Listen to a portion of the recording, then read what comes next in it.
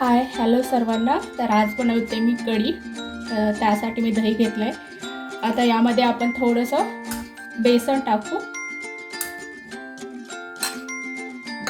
आपली कढी दाटसर होईल त्याला। आणि यामध्ये आता मी थोडंसं पाणी टाकते आणि याला परत एकदा छान असं मिक्स करून घेऊ।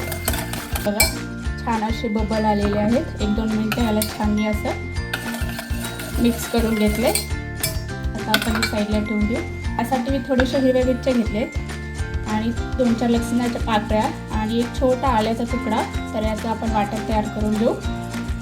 एक मोठ्या साईजचा बारीक चिरून कांदा घेतला। तर चला कढीची तयारी करू। आता आपलं तेल छान असं गरम झालंय। तर यामध्ये मी 3 लवंगा टाकते, थोडंसं दालचिनीचा तुकडा, मी थोडंसं जिरा टाकते, पुरी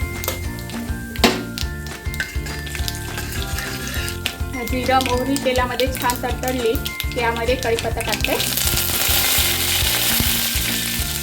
थोडेसे हिंग आणि थोडासा कांदा। मला तेलामध्ये छान परतून घेते। आता यामध्ये मी आपलं हिरवी मिरची आणि आल्याचं लसणाचं वाटण टाकते। जे वाटण टाकले आपण त्याला 1-2 मिनिटं छान परतू देऊ, जेणेकरून मिरचीमधला कच्चेपणा निघून जाईल। त्याला 1-2 मिनिटं तेलामध्ये छान परतले।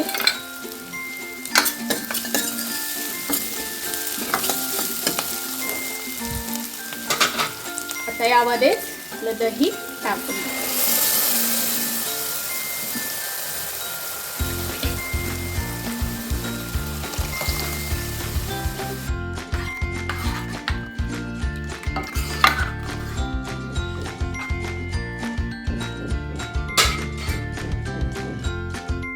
यायला सुरुवात झाली।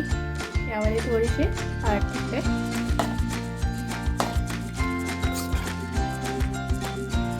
आता यामध्ये मी आणखी पाणी टाकून घेते।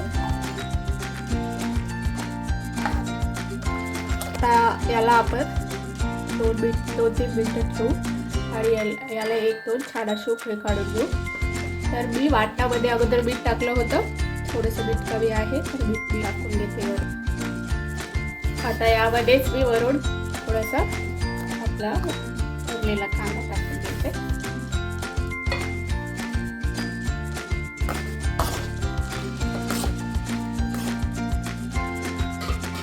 आता याला आपण 2-3 मिनिटं छान ठेवू आणि याला एक चांगली उकळी येऊ देऊ।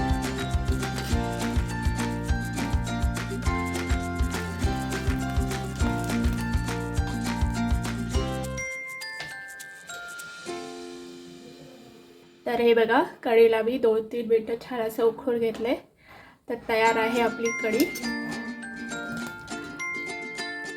एकदम मस्त भारी चवीला पण अप्रतिम लागते। तुम्ही पण ही रेसिपी एकदा नक्की ट्राय करून बघा। व्हिडिओ आवडला असेल तर लाईक, शेअर आणि सबस्क्राईब करायला विसरू नका।